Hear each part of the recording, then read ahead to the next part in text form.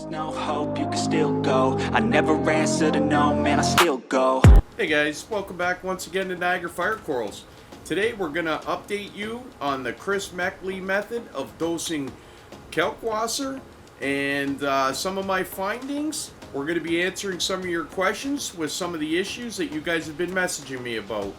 So let's get into the video. Go, go, go, go, go, go, go, go, go, go, yeah, go, go.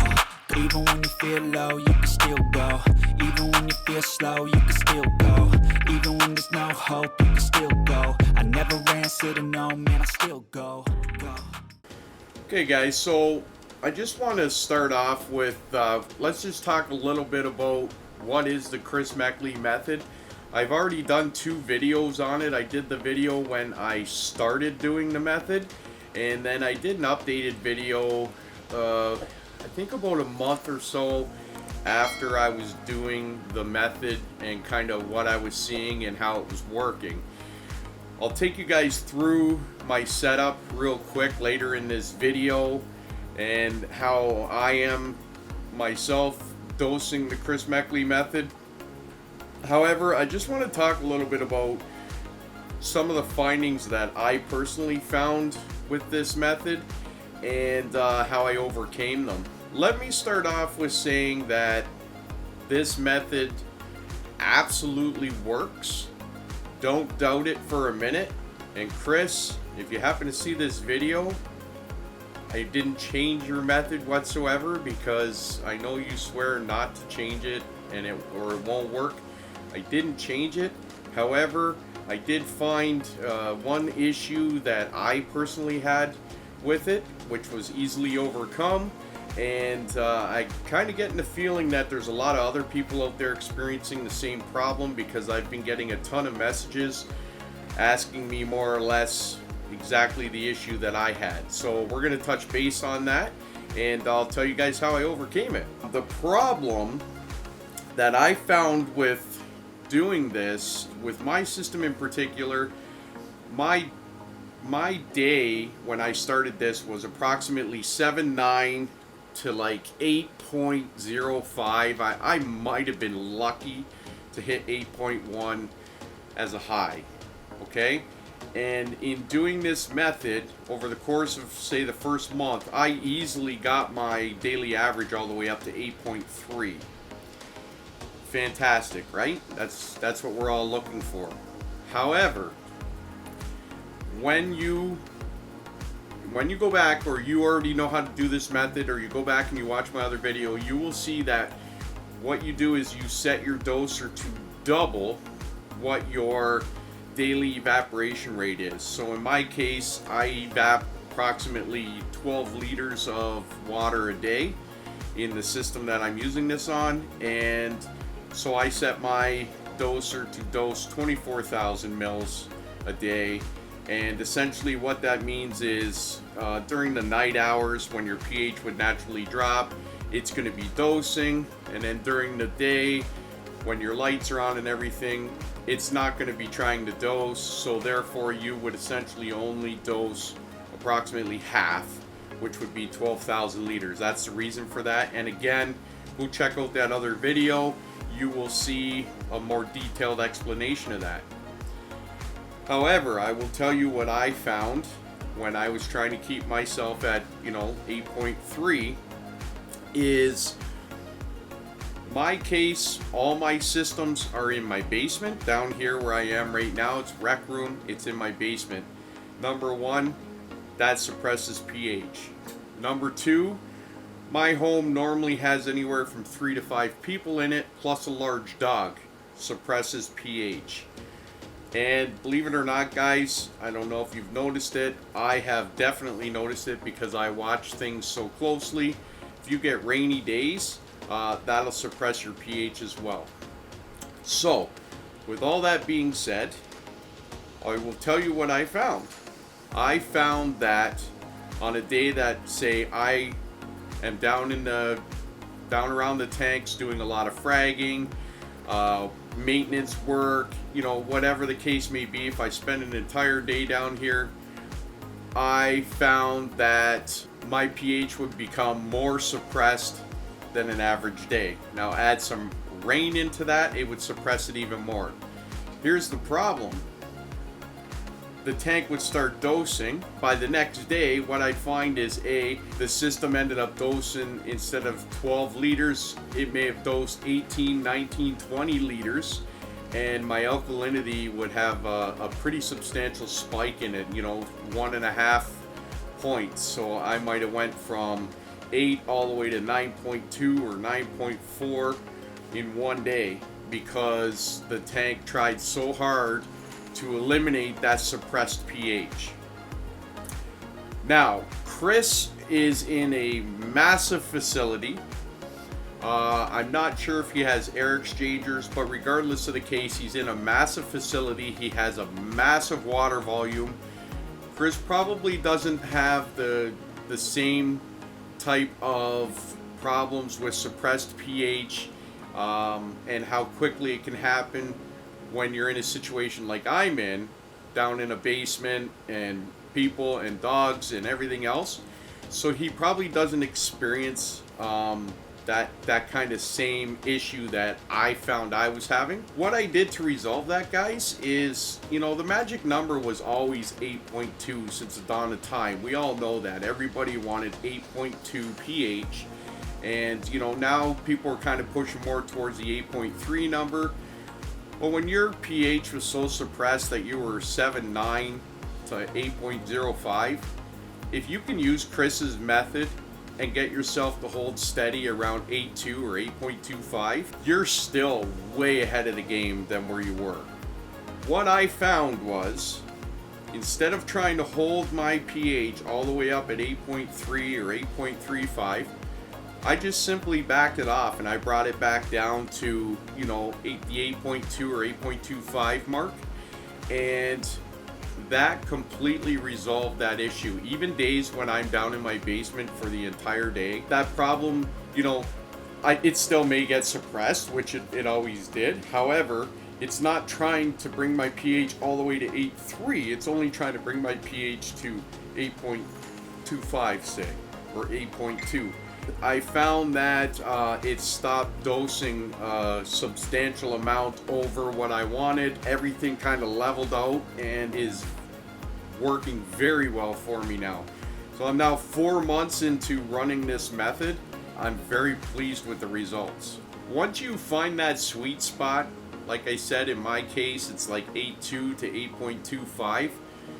Yes, you'll get a little bit of a spike during the day when your lights are on, so my system might go up, a half a point. So it might go from 8.22 to 8.26 or 8.21 to 8.25.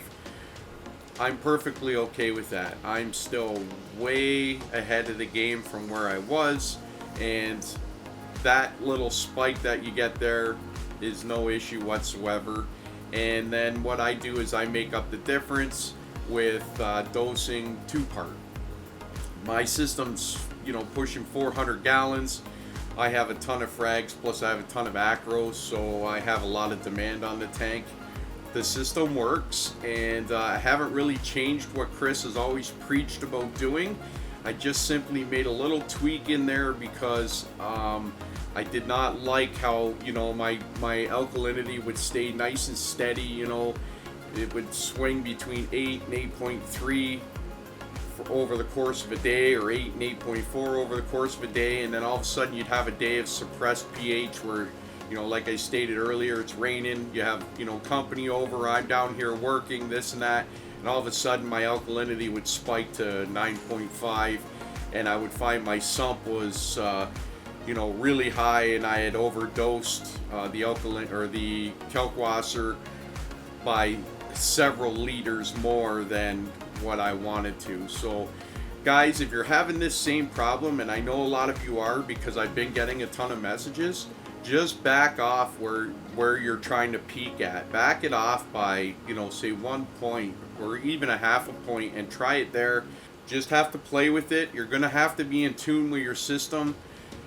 You're gonna have to really keep close eye on what everything is doing in your system, but you will find that sweet spot, and you will stop having the sump highs. You will stop having the spikes in the alkalinity from one day to the next, and everything will level out. This is a fantastic method for resolving suppressed pH, and a cheap way of dosing, especially large systems like mine. And you know, there's a lot of people out there with larger systems than mine. It's a simple way of dosing your system and resolving suppressed pH at the same time. And Chris, shout out to you. I'm glad that you did all the legwork on this, and I'm loving it so far. The polyp extension is the number one thing that I have noticed as a difference. I used to always have, you know, very little polyp extension, especially during the day, and I've noticed now, day and night, I have the polyp extension difference is phenomenal. So I'm very pleased and very happy with the results I'm seeing, and I'm going to continue doing what I'm doing. Okay guys, now that I rambled on and on and on about kind of the one problem that I saw with this method, and that I personally was experiencing, and how I resolved it, I take you guys in the sump room. I'll give you a quick view of how my setup is done, how I do it. So let's go into the sump room and we'll take a look. All right guys, so we're in the sump room now, and I'm just gonna walk you through. So I have done everything that can be done to help with the suppressed pH, where, as you can see, there is my CO2 absorbent media, and it is being recirculated off of this skimmer here. So I'm running recirculated air out of the skimmers and CO2. My big reef octopus skimmer right here, that line that you see going up right here, that is a line that's going outside, so I am pulling outside air for this reef octopus skimmer. So I am pulling outside air, I am recirculating with CO2 media, and then of course I'm dosing the Kalkwasser, which, you know, is how I'm doing it myself, and it's working fantastically. So I'll take you and show you the drum. So here it is. I'm using a brute container. I use these buckets. Sorry guys about the shadows.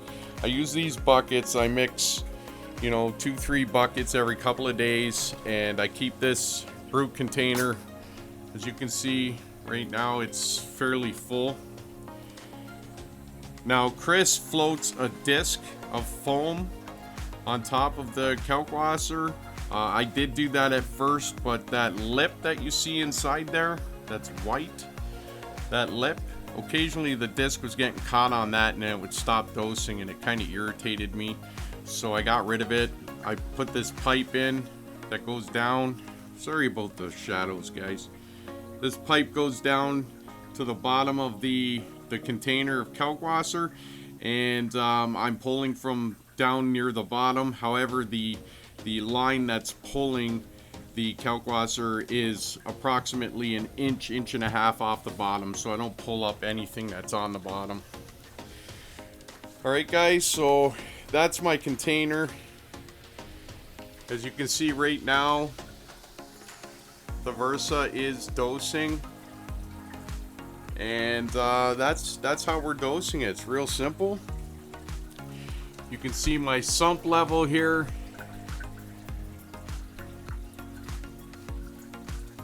It's just slightly low, but by the time the Versa stops dosing, which will probably be around another hour or two, my sump will be right back up to a normal level again.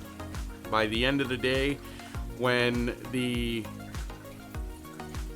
system wants the Kalkwasser to start dosing again, the water will be approximately an inch below this float, and the sump will be low, and the system will dose it back up to full level again by tomorrow morning. That's a real simple and vague breakdown of how we're doing it, but the system works, and I'm really happy that I tried it and that we're doing it. Alright guys, so there you have it. I just wanted to give you guys kind of an explanation on this setup and how I personally run it now after 4 months of doing it. I did, like I said, that little bit of fine tuning, and it's working fantastic for me now. I have absolutely seen differences in the system, especially like I said with polyp extension, and growth is doing great. And once your Kalkwasser can't keep up, you just start dosing with whatever you would normally use for dosing, whether you have to turn your calcium reactor back on, 2-part, whatever it is you want to use. Okay, Chris, thank you. This system is awesome. I'm glad that I don't have to deal with suppressed pH any longer. It was always one of my nemesis down here in my basement, where, you know, I just learned to accept having a 7.8 or 7.9 pH as a low and 8 to, you know, 8.05 as a high. No longer have to deal with that, and I couldn't be happier. Guys, I know that a lot of yous have asked these questions. I hope I answered them in this video. If not, make sure you comment below. If you haven't already, smash that like and subscribe button. And until the next time, make sure you take care and happy reefing.